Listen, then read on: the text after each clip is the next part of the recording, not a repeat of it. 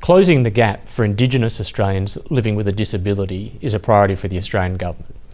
Indigenous Australians experience disability at more than twice the rate of non-Indigenous Australians, and we are working in partnership with the community through the National Disability Insurance Scheme to deliver support that is culturally appropriate, and we know it's making a positive contribution to the lives of Indigenous Australians. The NDIS is now supporting more than 3,000 Indigenous Australians who have a permanent and significant disability.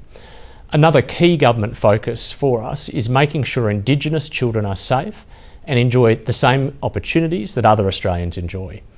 Keeping families together and reducing the number of Indigenous children entering the child protection system are vital parts of the national framework for protecting Australia's children, which is being implemented in close cooperation with the states and territories, as well as non-government partners.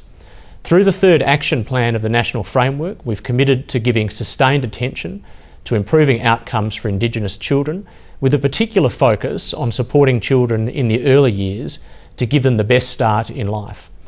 As an example, the new Building Capacity in Australian Parents trial will work with communities to improve parenting skills and includes a focus on Indigenous parents and families. Reducing the extent of family violence against women and their children is another priority area for the Australian Government. We all know the terrible statistics that Indigenous women and girls are 34 times more likely to be hospitalised due to family violence-related assaults than non-Indigenous women and girls, and are up to 3.7 times more likely than other women to be a victim of sexual violence. This absolutely must stop. The Australian Government, along with all state and territory governments, have come together to fund a $30 million campaign to help break the cycle of violence against Australian women, including Indigenous Australians. In addition, the third action plan of the National Plan to Reduce Violence Against Women and Their Children has a very particular emphasis on Indigenous family violence, with support for women and children that is being developed in partnership with Indigenous communities, community-driven and community-led, as it should be.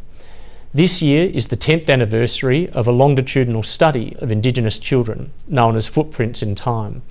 More than 2,500 Indigenous parents and children participate in this survey each year, and we thank them for their ongoing contribution. The data collected through Footprints in Time reinforces the importance of early childhood education and care programs to improve cognitive and developmental outcomes among Indigenous children. The contribution from these families enables us to improve our understanding of issues faced by Indigenous children, families and communities, so that together we can ensure that we are on the right path to closing the gap.